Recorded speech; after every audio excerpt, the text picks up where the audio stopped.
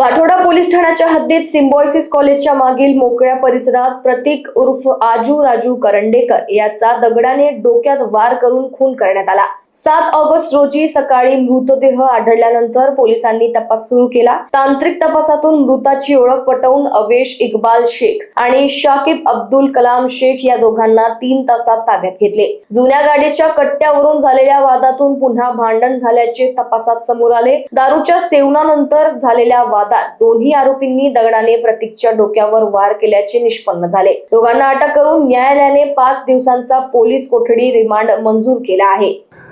दिनांक 7/2026 रोजी सिम्बायोसिस कॉलेजच्या पाठीमागे सायंकाळी हा प्रकार घडलेला आहे। 7 तारखेला सकाळी 9:30 ते 10 वाजता सुमारास आम्हाला माहिती मिळाली की बाबा एक अनोळखी पुरुष इसम हा त्या मोकळ्या जंगलामध्ये पडलेला आहे। त्यानंतर आम्ही तात्काळ सदर ठिकाणी तपास पथक वगैरे सर्व आम्ही हजर झालो, वरिष्ठ अधिकारी हजर झाले। आम्ही पाहिलं तर एक साधारण 25 ते 30 वर्षाचा मुलगा जो आहे तो सदर शेतामध्ये पडलेला होता आणि त्याच्या डोक्यावरती जखमा होत्या, बाजूला दगड पडलेले होते 2 ते 3। त्या दगडांनी त्याची हत्या केली असावी असा आमचा प्राथमिक अंदाज होता।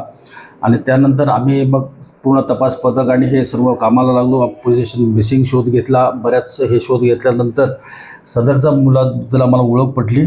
त्या मुलाचं नाव आहे प्रतीक उर्फ आदी राजू करंडेकर, वय 20 वर्ष। हा पार्टी पोलीस स्टेशन हद्दीमध्ये राहणारा मुलगा आहे आणि त्यानंतर त्याचे आम्ही बॉडी ताब्यात घेतली आणि पुन्हा सोपस्कर हे केल्यानंतर त्याला जे मारणार आहे त्याच्याबद्दल आम्ही तपास केला असता असं पुढं आलं की त्याचे जे ओळखीचे मित्र आहेत, एक अवेश इक्बाल शेख आणि शाकिब शेख अब्दुल कलाम, हे दोघे देशपांडे लेआउटचे राहणारे आहेत की हे 2 दिवसापासून एकत्र फिरत होते। बऱ्याच वेळा ठिकाणी 1-2 ठिकाणी दारू वगैरे पिले आणि यातील जो आवेश आहे आणि जो मयत आहे प्रतीक, या दोघांचं 1-1.5 वर्षापूर्वी गाडीच्या कट मारण्यावरून भांडण झालं होतं। त्याच्यामध्ये त्या मीनवाईल 1 वर्षामध्ये त्यांचं 1-2 वेळा बाचाबाची पण झाली होती। त्या कारणावरून सदरचा हे अपघात मृत्यूचा प्रकार म्हणजे खुनाचा प्रकार घडलेला आहे। यातील 2 आरोपीला आम्ही तात्काळ घटना घडल्यानंतर सदर आम्हाला समजल्यानंतर 3 तासामध्ये आम्ही दोन्ही आरोपींना आम्ही ताब्यात घेतलेला आहे।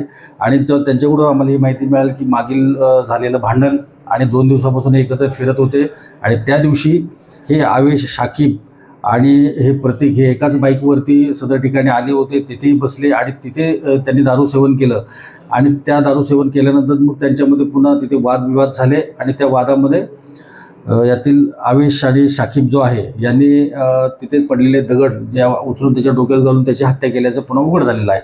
आणि मग सदर दोन्ही आरोपींना आम्ही अटक केलेली आहे, काल मान्य न्यायालयासमक्ष हजर केलं आणि त्यानंतर त्यांचा 5 दिवस पोलीस कस्टडी रिमांड मंजूर करण्यात आलेला आहे।